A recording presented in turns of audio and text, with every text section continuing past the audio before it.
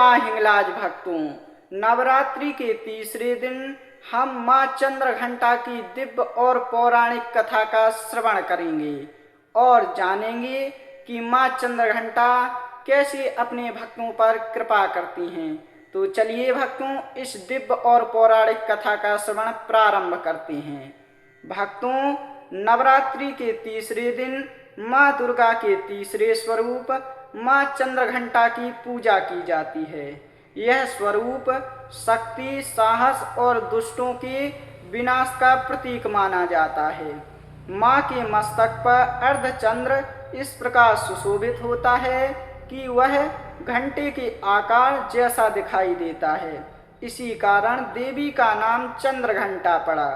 माँ चंद्रघंटा का स्वरूप अत्यंत तेजस्वी और दिव्य है। उनके 10 हाथ हैं और वे सिंह पर सवार हैं। उनके हाथों में विभिन्न अस्त्र शस्त्र होते हैं और उनके मस्तक पर चमकता हुआ अर्धचंद्र होता है। भक्तों, पौराणिक कथा के अनुसार जब देवी ने हिमालय के घर पार्वती के रूप में जन्म लिया, तब उन्होंने कठोर तपस्या करके भगवान शिव को पति के रूप में प्राप्त किया। इसके बाद भगवान शिव और माता पार्वती के विवाह की तैयारी होने लगी। जब विवाह का दिन आया, तब भगवान शिव अपनी बारात लेकर हिमालय के घर पहुँचे। लेकिन भगवान शिव की बारात बहुत ही विचित्र थी। उस बारात में देवताओं के साथ साथ भूत, प्रेत, गण, योगी और अनेक अद्भुत प्राणी भी शामिल थे। स्वयं भगवान शिव का स्वरूप भी अत्यंत विचित्र था। उनके शरीर पर भस्म लगी हुई थी, गले में सर्प थे, जटाएं बिखरी हुई थीं और वे बैल पर सवार होकर आए थे। जब पार्वती की माता मैना देवी ने भगवान शिव और उनकी बारात को देखा तो वह अत्यंत भयभीत हो गईं। उन्हें लगा कि ऐसा वर उनकी पुत्री के लिए उचित नहीं है।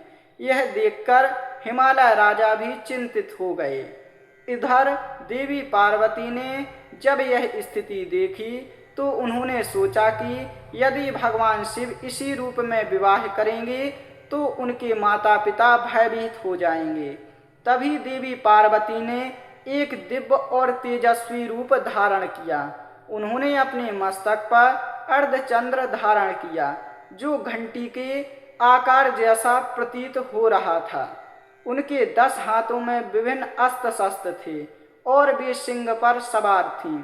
देवी का यह रूप इतना अद्भुत और तेजस्वी था कि चारों ओर दिव्य प्रकाश फैल गया। इसी रूप में देवी को माँ चंद्रघंटा कहा गया। जब देवी ने यह दिव्य रूप धारण किया, तब भगवान शिव ने भी अपने भयानक स्वरूप को त्याग कर एक सुंदर और मनोहर रूप धारण किया।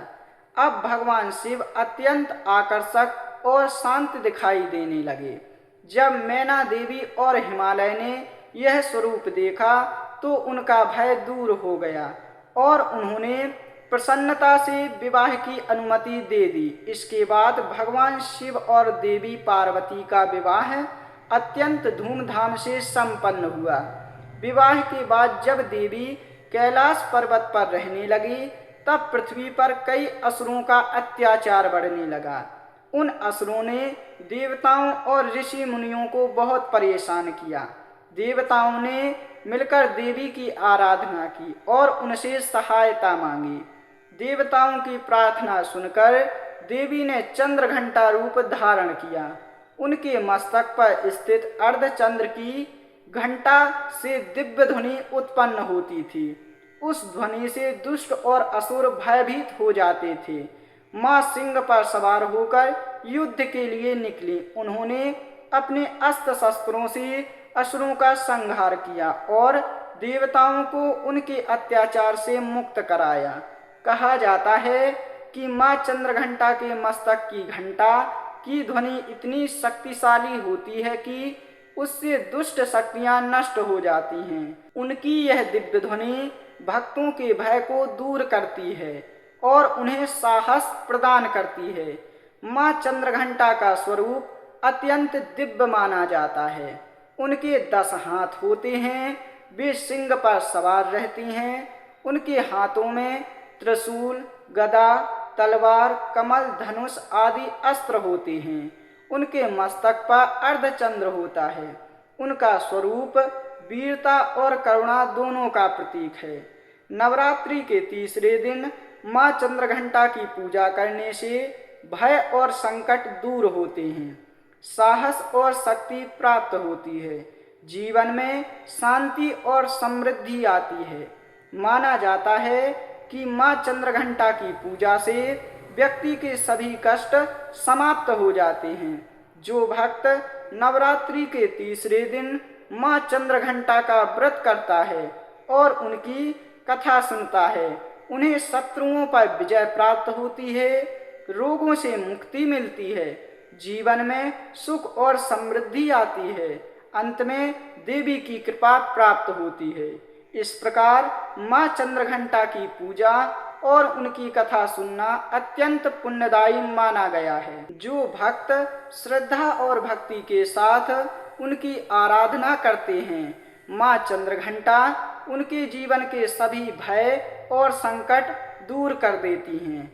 भक्तों, अगर आप लोगों को माँ चंद्रघंटा की यह दिव्य कथा पसंद आई हो तो ऐसे ही नवरात्रि की 9 कथाओं के लिए हमारे YouTube चैनल माँ हिंगलाज को जरूर सब्सक्राइब करें, वीडियो को लाइक करें, शेयर करें और कमेंट में चंद्रघंटा माता की जय जरूर लिखें। जय माँ हिंगलाज भक्तों।